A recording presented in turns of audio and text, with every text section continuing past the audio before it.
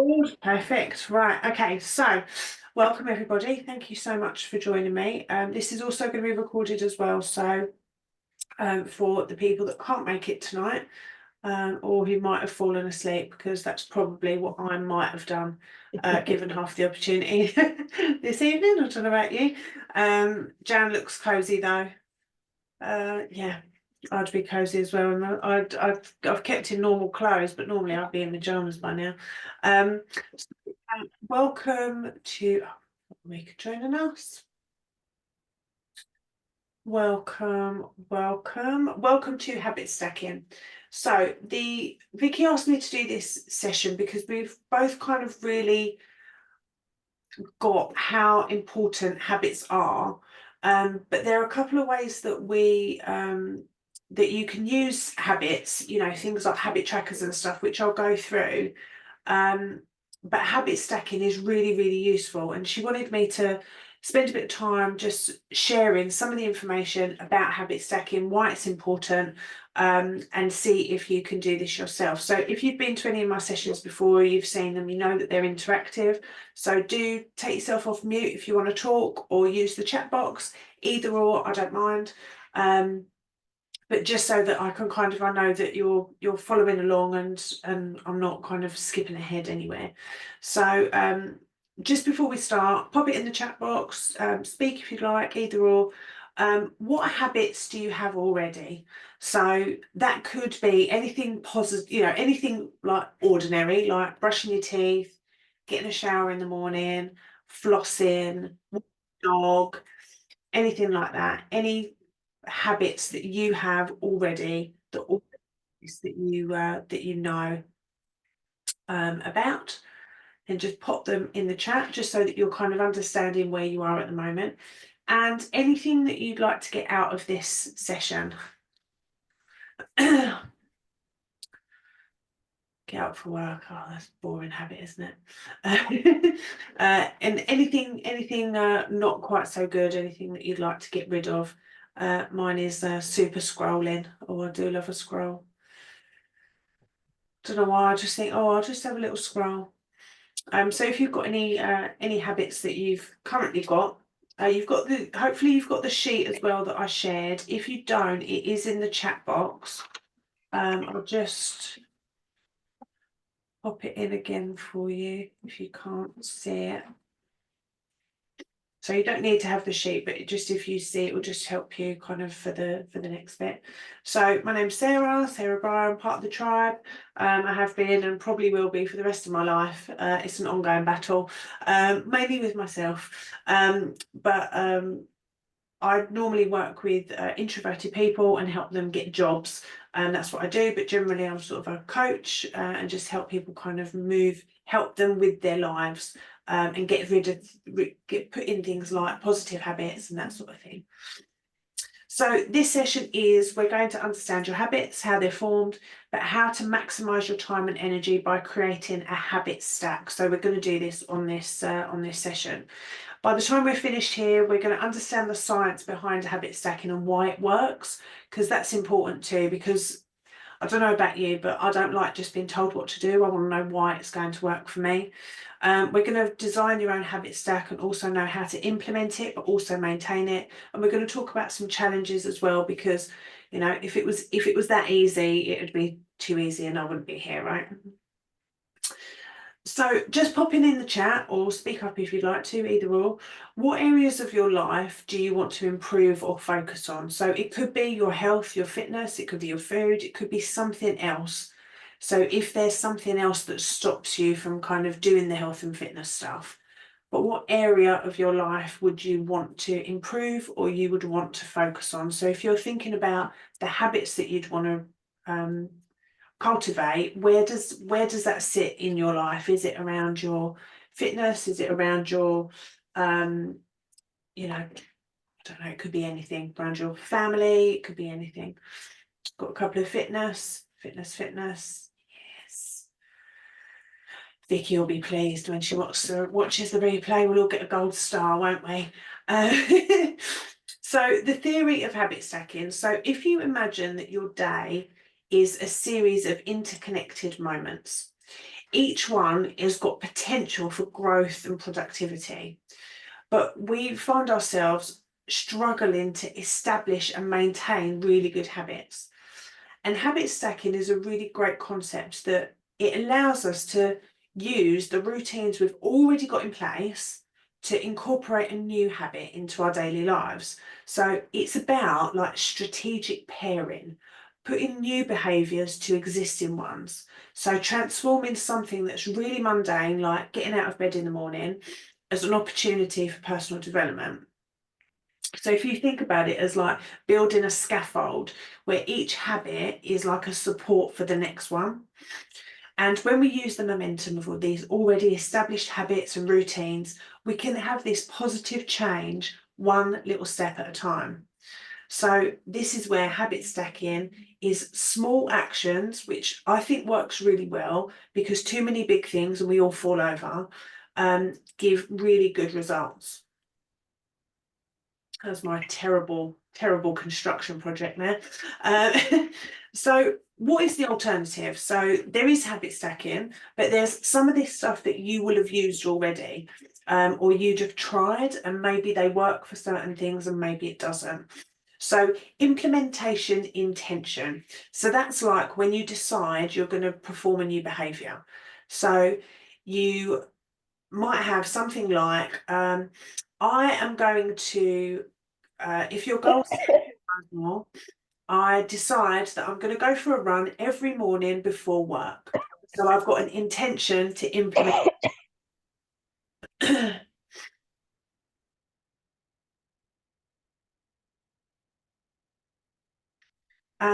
We might have used habit trackers before. Has anyone used habit trackers before? Any sort of like apps or like ticking the sheet? Vicky's got one, it's stuck on the wall behind me. What's it called? It's called a Miracle Month, where you tick off the things. So it is monitoring your progress. So, the OCD of us will, we'll want to do those 5 ticks. And we don't want to miss the 6th one because we've drunk all our water, and we don't want to miss that one. So we're the ones like glugging the water before bed, and then ticking the little box. That's habit trackers. Reward-based reinforcement is exactly what it means. So you get a reward when you do something good. So if you, anything that you can find motivating, like treats, privileges, or enjoyable activities. So if you've stuck to a schedule of, like, if you've eaten your 4 meals, you're going to treat yourself to a movie night or something, so you will have a reward at the end of it. I mean, in the past, my rewards have been based around chocolate, and that's probably not the right thing to do. The cue routine reward loop. That is basically, there is a cue. So if you wanted to start dental flossing regularly, you might put your dental floss next to your toothbrush. Your toothbrush is the cue. So I brush my teeth and then I'm going to floss. That's the routine. And the feeling of lovely clean teeth is the reward. So, you put something in front of it to give you that reward. And gradual progression is something as simple as like couch to 5K, something that you build up to, that we've all seen, the running thing, the couch to 5K. And environmental design. So something where you tweak your surroundings to support your goals. So for example, you put like all the junk food in the top cupboard far away. So you're using your environment to help you. Or you just don't bother, you don't buy it at all. Like I have my my weights and stuff in the living room. I don't put them away. So they're just there. So my environment is helping me with that habit. So we've probably used some of these at some point in our lives. Some of them will work really well for us and some of them don't. But what is important to know is that you can't expect yourself just to start being able to do these things just as easy as you brush your teeth every morning, because it's hard to put these new things in. So on the sheet that I shared with you, or you can use a blank piece of paper, whichever, what I'd like you to think about on this call and outside of this are, what are your current habits?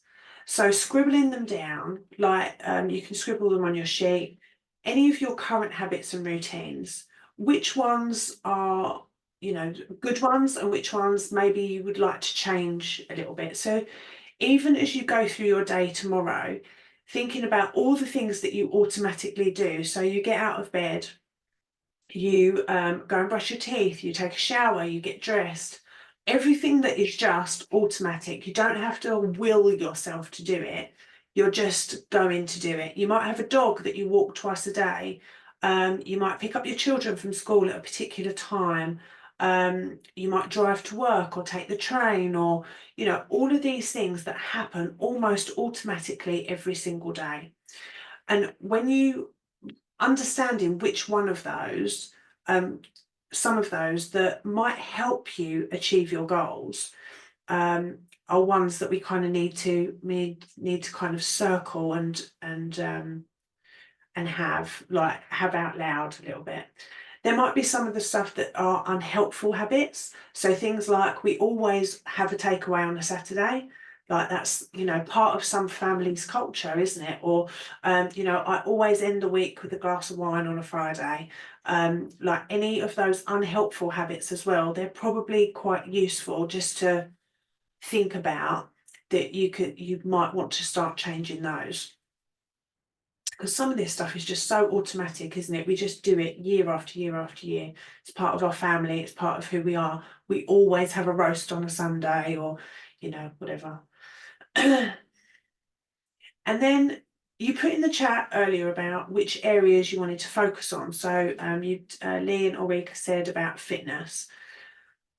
Now, thinking about which habits and behaviours align with the thing that you want to achieve. So what habits do you need? So when you think about fitness, like what does that mean? Does it mean, Lee, Ulrika, does it mean that you want to work out your habit to work out consistently every week, or yeah? So how many times a week, Lee, are we saying? 7? 5? 5? So, you know, we would love a habit where we work out 5 times a week. Ulrika's going for consistently 4 or 5, you know. Consistently would just be amazing, wouldn't it, all the time? Yeah. Consistently 4 or 5. So think about the habits and the behaviours that kind of connect to the thing that you want to achieve. What sort of habits would you need to have? So everybody in the room, if you can think of anything that would help us all, what sort of habits would we need to make to get that? I don't mind if you're in your pajamas, Ulrika. You're fine. What sort of habits do we need to have to achieve exercising consistently 4 times a week? What sort of habits do we need to cultivate? We might need to get out of bed and get our gym gear on, maybe, if you're a morning person. What else might we need to do? Like having our having the, like, sometimes I find it quite annoying that the program is on the thing and I need it written down. So when I'm feeling really on it, I write it down before I go to bed. Like, so it's on a thing and it's already there. Lee says getting up earlier to train. Yeah, so if you're like running around first thing when you get out of the door, when you get out of bed, getting up earlier is just going to give you that space. So you're not kind of like, oh, well, I've either got to do the tidying up and the washing, or before I go to work, or I do my training. You've got enough space for both, haven't you? What other habits might need? Always hitting the snooze button. Yeah, let's get rid of that.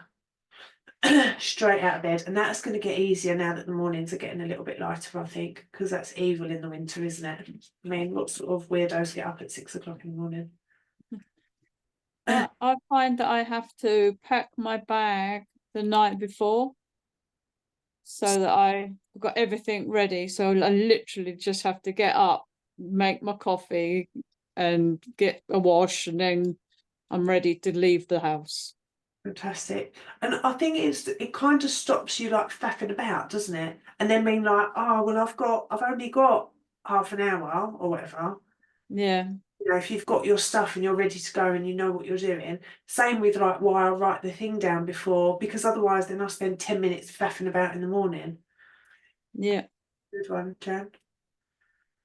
So we get our stuff ready. So like I do my workout at home. So I literally dump my gym gear by the bathroom door. So as soon as I get, it's just there taunting me. Like you will wear me today. So getting our gym gear ready, getting the actual thing that we want to do ready. Anything else that anyone can think of? Mm. So if you're doing your exercise and stuff at home, you might have like your equipment ready. So it's just there and you don't have to go and find it, or, you know, like the day you need a step or the ball or the, you know, all of the other bits and bobs. If you've got it all in one place, that can really help. Yeah. Well, that's true, because when I was doing my workouts at home, I've got weights that have got plates, so you know, you interchange them. So I had to plan in my head which exercises I was doing and get the weights ready, because I was finding that keep changing the plates is just such a time waster. So I was making sure that I'd got the right weight for the exercise I was intending to do. Brilliant. Yeah, it's just, I think it's that preparation thing, isn't it? It sounds like that you sort Yeah, of put everything ready. So as soon as we get up, there's no decision that has to be, you know, the deciding bit is when you're laying in bed, you're like, 10 more minutes or I have to get up, 10 more minutes or I have to get up. But if that's your only decision that you're making and everything else is ready for you and it's simple, nice and simple, then you're kind of giving yourself less excuses. Oh, I can't find my leggings, or, you know, I can't, like, where's my trainers? You know, all of those kind of decisions. Lee's been doing hers in her PJs, good woman. As long as it gets done, who cares? Who cares? I love that. And but these things, like thinking about what you want to achieve, like just saying about your fitness, thinking about what exactly is it. So it's about training 4 or 5 times a week. One of the things that really just changed it all for me was writing down every single day what I was doing. So when I went to see Vicky, she started it off by like writing all the days what I was doing, when my rest days were, and all the rest of it. And I just did what was written on the thing. So you're doing your monthly program number 1, monthly program number 2, Monday Madness, Wicked Wednesday, whatever I'm doing, it's just there. So I don't have to decide. If you think about it, we have to make thousands of decisions every single day. Like we're just making decisions all the time. And this is why some of this stuff is hard, because it's another decision that we have to make. Ulrika's got a work call at 8 o'clock every morning. Someone thought it was a good idea. Maybe you can use that habit to do it in your gym gear and work out straight after. That's a really good idea, because who cares? Does anyone care that you're in your gym gear? I don't suppose they will they? We could just pop a jumper over the top if they were that bothered. Sometimes I do that. I just like chuck a hoodie over the top. They won't care. Lovely. But this is exactly the start of your habit stacking. So the work call happens, I'm doing it in my gym gear, and then I start working out. There you go, Ulrika. Fabulous. And then this is exactly the habit stacking formula. So it is a systematic approach. So what I know, this all seems a lot. It seems a lot, right? Like all I want to do is just work out 4 or 5 times a week. But if you find that you're not doing it, it's just because it's just not strong enough yet. And if you follow the formula, it has no reason to fail at all. So it's got 3 components to it. So your anchor habits are your existing habits. So Ulrika's work call at 8 o'clock in the morning, that morning cup of coffee, the brushing your teeth, you're getting out of bed. These are your anchor habits, things that you do not have to think about. Taking the dog for a walk at 7:30, taking your kids to school at 8:30, whatever those things are, they're your anchor habits. And they're going to act as a trigger and to cue the signal to the start of that new behaviour. The anchor habits are ones that you already do consistently with little or no thought at all. So that is all brushing your teeth, drinking coffee, taking a shower, whatever that is. And when you're going through your day over the next oh, is that a little dog, Jill? Oh, thanks for letting the dog join us. Oh, so when you're going through your get distracted by fluffy animals, when you're going through your day, just consciously think to yourself, oh, I'm doing that without thinking. That is an anchor habit. I need to remember that. That's an anchor habit that I'm doing. You know, like you might pop into the shop before you go to the train, and you do that every single day. You go and get a newspaper or whatever. Any of those things that just happen, these are your anchor habits. And then your new habits are the ones that you want to have in your life. So that could be all of your, you know, like your 4 meals. That's really difficult to get your head around at first. I still find that really difficult. It's just like, why am I having lunch at 11:30 in the morning?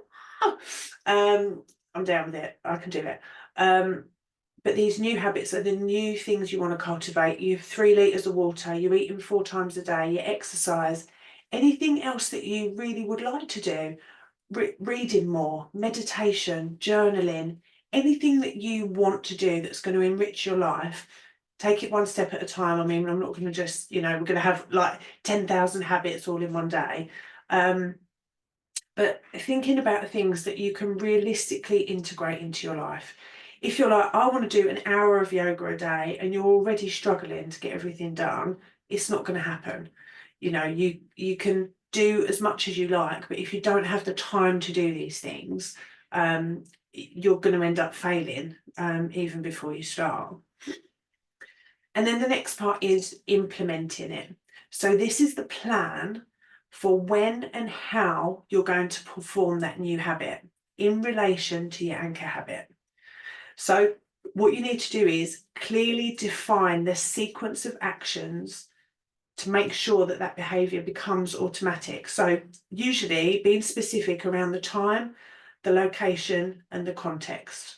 So for example, after I brush my teeth in the morning, I'll do 10 minutes of meditation. So you're just like Ulrika said, after my work call at 8 o'clock, I will do my workout. You're being very specific because you're telling yourself, this is when I'm doing it. This is no excuses. This is what I'm doing because it's coming straight after that. So the thing that happens before that is when I get dressed in the morning, I'm going to make sure I get my workout gear on. Then I have my work call. Then I'm doing my workout straight after. I'm not getting sucked into something because that always happens, Ulrika. So thinking about the things that you would like to do, giving it a time, a location, some kind of context. So after I get out of bed, so these are mine. After I get out of bed, I put my gym gear on. There's no discussion, there's no thinking about it, there's no wandering around in my dressing gown for half an hour. I get it straight on because, you know, once you've got those really tight leggings on, you've got to do something with them because they're hard to get off. After I've exercised, I take my medication. When I've taken my daughter to school, I walk the long way home. Apart from this morning because it was really raining, so forgive me. And while my porridge is cooking, I stand there and fill this gigantic water bottle thing because that's another thing. I forget to fill it up and then I don't know how much water I've drunk. So these are specific habits that I've cultivated and I've stacked them onto each other thing because I kept sort of forgetting that I should, oh God, and now I need to do my exercise. It's too late. I've missed the window. I kept forgetting to take my medication. I needed to get some more steps in. I needed to make sure I got my water in. So these are the things that I did. So can any of you just pop into the chat any of your contexts, your time, your location, your context, about the habit that you would like to cultivate. So starting with like, after I do this, I will do this.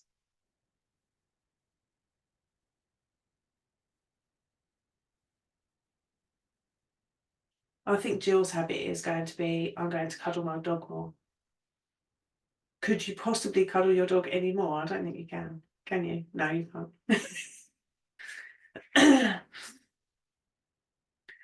I'm going to do my workout when I get out of bed before anything else. So after I get out of bed, I will do my workout, pajamas or not. I don't know, make sure you keep the windows closed for that one. When I get to work, I'll fill my water bottle. So that is literally, you know, almost before you sit down, that as soon as you get in, you grab that bottle. Is that what you're thinking, Jan? Yeah. Can't hear you, darling. You're muted. I need to have 2 or 3 bottles because I work on different floors, and I need to make sure I've got a bottle in each floor, on each room that I work in. Fantastic. And Otherwise, I don't drink, because if I'm working up on the upstairs one and I've left my bottle downstairs, I could be an hour before I have a drink, you know? yeah. So do you have 3 bottles already? I've got 2. I need to get a third one. So I have one on the ground floor, one on the first floor, and I need to get one on the second floor. Gosh, I bet your step count's pretty good each day, isn't it? Well, it's usually about 12,000, but most of that is the journey to and from the station. Yeah. My actual work is standing a lot, but not necessarily moving that much. Oh, just moving from floor to floor. Yeah. You think a big bottle is better than refilling, as I'm not drinking enough? It might be a good start. The other thing that I do, sometimes it makes me feel sick though, so I don't know if I would recommend this, is that once I've done my workout, I allow myself to scroll on my phone, but I sit there like this, Ah, and I absent what do they call it? Do you know, like you know the thing where you eat popcorn without realizing it, oh yeah. but with water? So I give my child vegetables while she's watching TV, and I put them in front of her, and she absent-mindedly eats it. I know it's not ideal, but she's 7. I mean, how are you going to get them into them? You know what I mean? So just yeah, so I just try and do that. Like once I've kind of, you know, like I'm scrolling my phone, I just sit there like drinking the water, and like by the time I've looked, I've drunk half a litre. Do you know what I mean? And it might be, or like Jan was saying, if you've got lots of bottles and you know, if you're moving around all the time and you've got them kind of scattered about, that you can do that. But yeah, I'm a bit more of a get it down me in one go rather than a super sipper. What about everyone else? Are you big bottle people or lots of refills?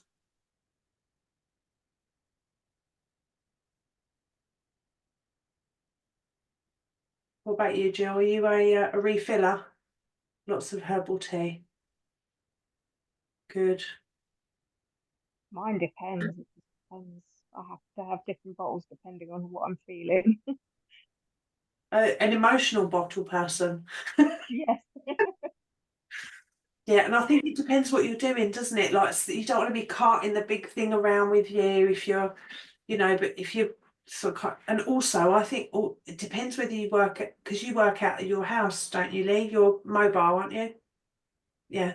And like I don't know about you, but if I was going somewhere, I can't drink a lot in the morning because I'll be on the toilet every 5 minutes. So if I'm at home, sorry, TMI, but if I'm at home, it doesn't matter. But when I'm going out, I know that I'm more than dehydrated because I'm just like, I need to pee all the time. Yeah, I'm the same, and I like my chili bottle because I like my water really cold. So I keep it with me in my car and drink it while I drive. But yeah, I don't want to be going toilet in lots of different people's houses all the time. So Yeah, it's tricky, isn't it? mm, Yeah, so I think probably you've got to try and find something that works for you. That, like, you know, whether you you get loads of water in really early doors, yeah, and then kind of, you know, pee while you're at home, yeah, and then kind of have a little bit throughout the day, and then when you get home again, like as soon as yeah, I get in the door, I down a litre or something. yeah, But like it's exactly that you can't just go, oh, I'm going to drink a litre of, half a litre every half hour, because it just doesn't work for your lifestyle, how you live your life, So this is the formula that you need to think about. So having something that already exists, adding something onto it that you want to do. So this is exactly mine. That's me. Imagine me doing my goblet squats. So I get out of bed, nice neatly made bed. I do my exercise, I take my medication, I eat my breakfast while I'm filling my water. But all of those weren't easy to cultivate. It was one at a time. That now what's happened is, so my exercise I've been doing 5 times a week, maybe 4 times on 2 occasions since September, and I've never done that before in my life. Like, I'm not that person, and it was really hard. But that putting down every single day what I was doing was really helpful, and putting my gym gear by the bathroom door and all of that stuff. And what happens now is that I wake up on a Friday and I think, I'm going to exercise today. Oh no, it's my rest day. So I'm automatically going to do that behaviour, but then I have to stop myself, because I'm like, oh no, it's my rest day today. Yay! I can stay in bed and scroll my phone. But I'm still up at 6 a.m. Woo! Yeah, so once you get those solid enough, you'll start to kind of, when you don't do it, you're then missing it. And I can't imagine that pre-September I would have ever said that in my life, because that is just completely not me. So there are challenges, right? If any of these ring true for you, speak up, pop it in the chat, whichever's for you. So lack of consistency. Maintaining consistency is really challenging when you're trying to establish new habits. Anything that you do that does, where you don't do it, it disrupts the habit stacking process. So you can't move on. So if you then almost, you're on your way to stacking your habits, I'm doing this thing every day, and then you don't do it on a Tuesday, sometimes it's like going back to the beginning again. So you've just got to push through the difficult bit and know that at some point it's going to become really easy. When you try to do too much at once, so trying to do the exercise, the medication, the porridge and the water all at once, it can just be too overwhelming for you, because it's too many things you've got to think about. You get one automatic and then you build on the next one, because sometimes the complexity of, even though that doesn't seem complicated, it was complicated because I wasn't drinking enough water, I wasn't doing all of these things, so it was complicated to me. From a habits perspective, the stuff isn't complicated, of course. We can be quite resistant to change. Like, as humans, we're not good with change. It's a normal human response, but it manifests itself as this hesitation to like have these new habits, even if they're good for us. And this comes from a fear of failure. Well, I'm probably going to fail again, so what's the point?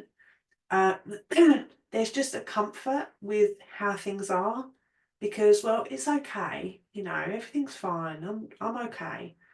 Or being uncomfortable with something that's not familiar, like sometimes going to do the exercises that are going to be hard, like when you get to the monthly where you've got to do the pike, and then you just want to cry when you get out of bed, because like me, you might fall off the ball and end up kicking it across the room.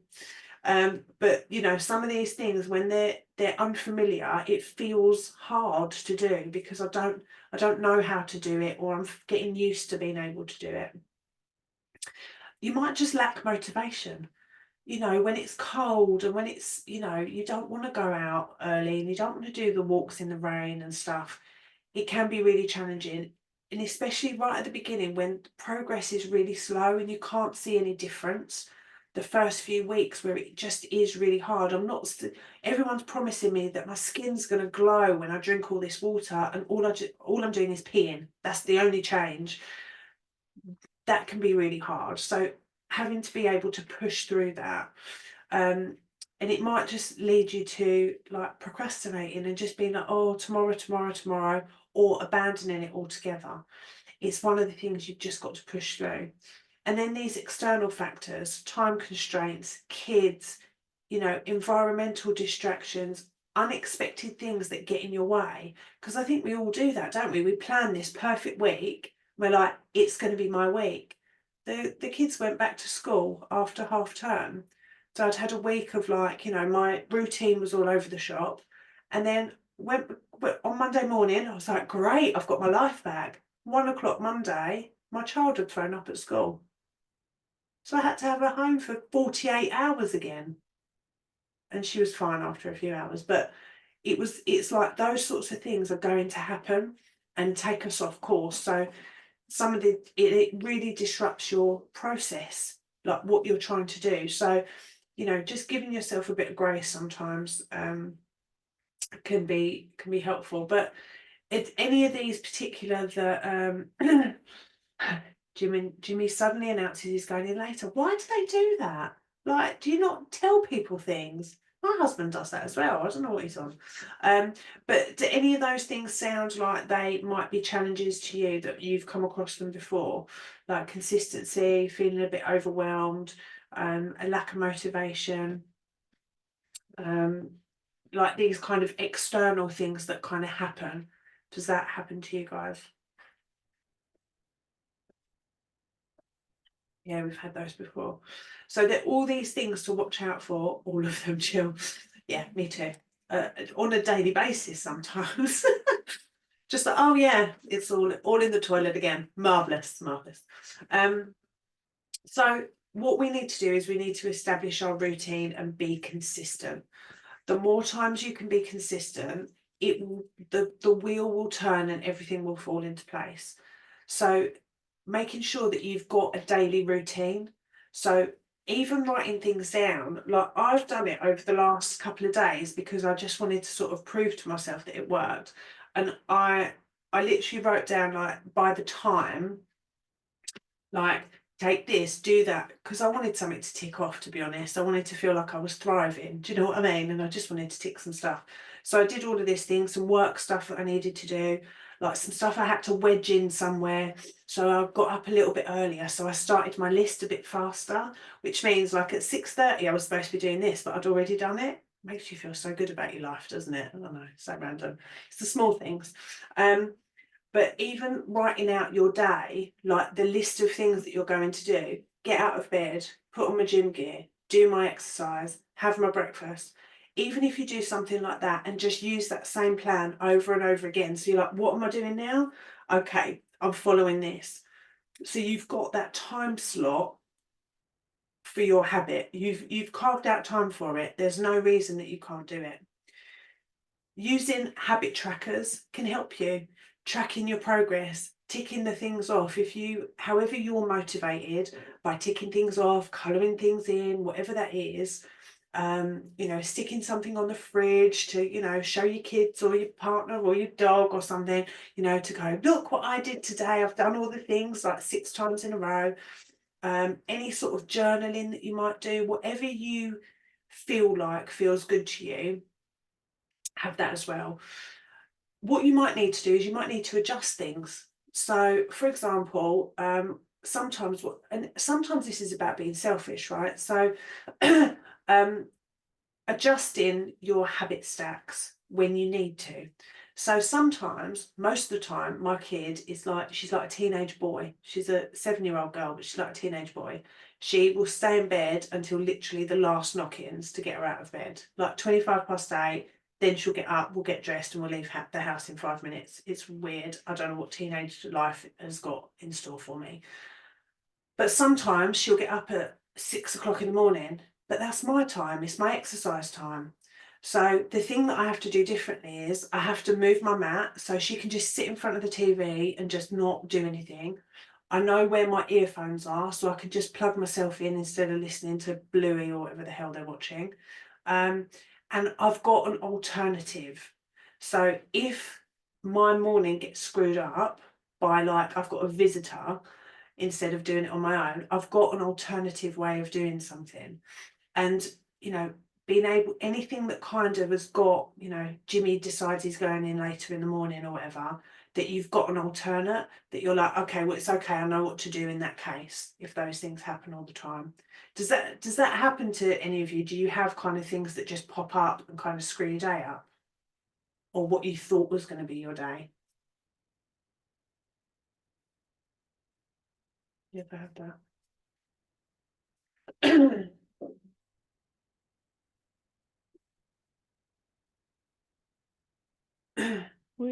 It's kind of like when Jimmy, can you hear me? Yeah.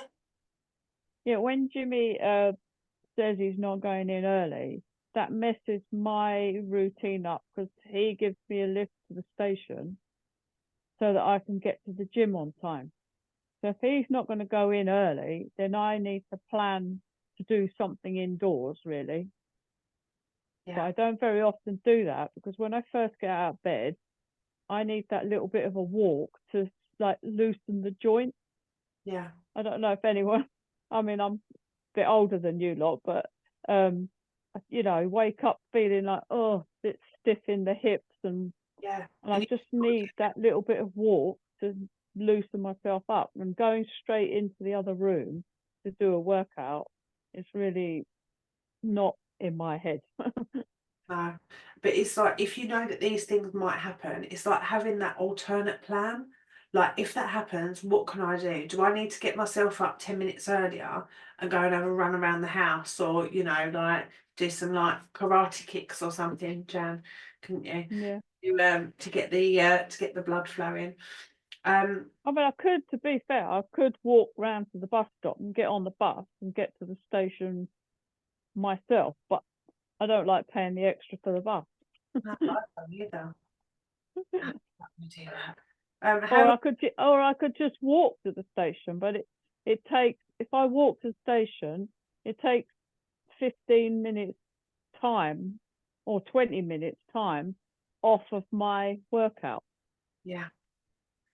So that's why you want to do this So at home, so you're not wasting the time. It makes sense, doesn't it? So it yeah, might just be but maybe I should just be satisfied with doing a lesser workout rather than none. maybe.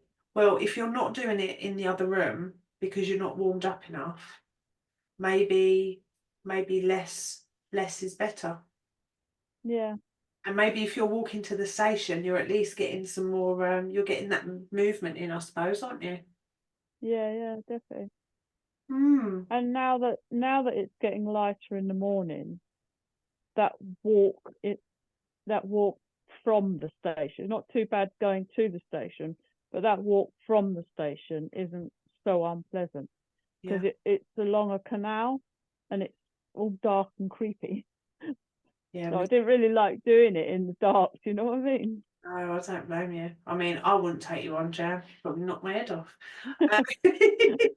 But yeah, but everything's a lot better in the like when the weather gets nicer, isn't it? And it's a bit lighter. Everything Yeah, feels, you know, that walk that's horrendous in the winter isn't too bad when, you know, a 20-minute walk no, is actually quite pleasant, isn't it? yeah, So yeah, using that and just thinking of all the things that could possibly go wrong and having a different option, thinking about, well, how can I just keep doing this, but you know, doing it slightly differently. mm, Having the support of other people is really helpful. So using the tribe, talking about like, you know, these are the things that I'm going to do. You know, people put their meals in there and they use that as their accountability. Anything else that you know you can use, whether that might be family members, it could be the tribe, it could be your partner that can keep you on track and encourage you.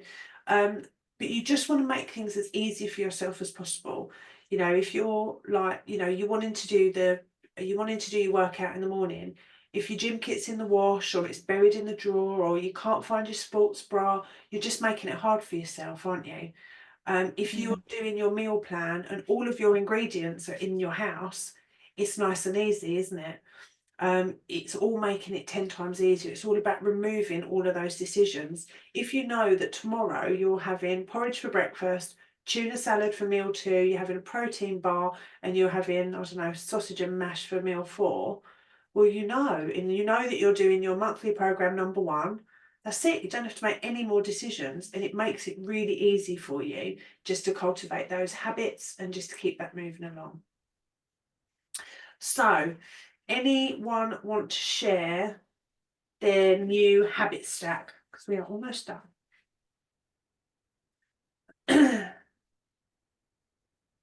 So Lee is jumping out of bed in the morning, straight to the kettlebell or whatever. Lovely. Jill, what habits are you cultivating, darling? I mean, I need to do at least one. Got no good habits at the moment.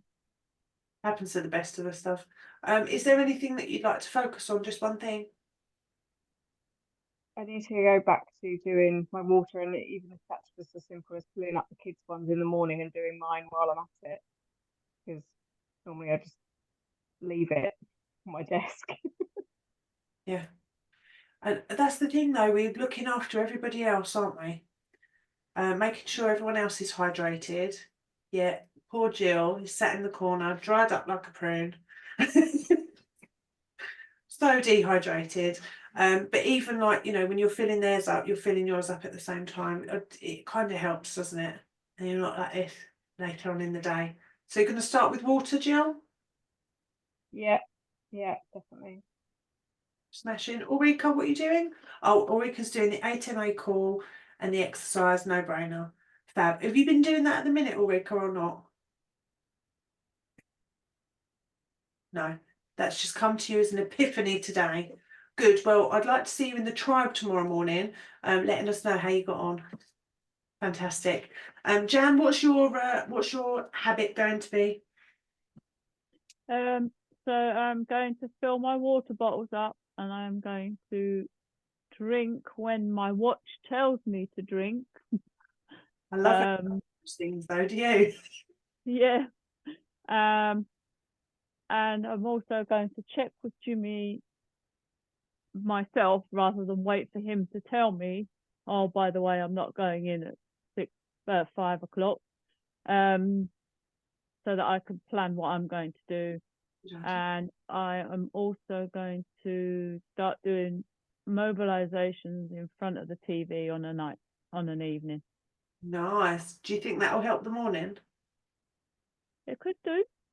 Yeah, could well do. Good. Fantastic. All right, ladies. So that is us done. So hopefully you understand the science and why it works, because we're attaching things to something that already exists.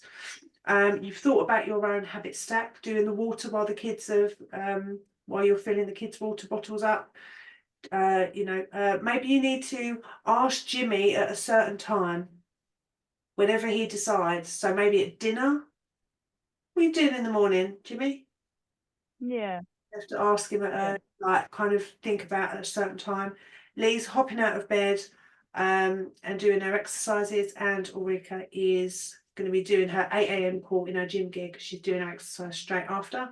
And with some of those challenges, thinking about, you know, how to, when things go wrong, how we're going to still achieve that. So if the kids have all filled their own water bottles up, what are we going to do? Get them to do yours as well when they get tall enough. I know, chance to be a fine thing, right? Has anybody got any questions? No. Or anything you'd like to share? No? No, it's been really good, thank you. Super, thanks so much. So I'll stop recording.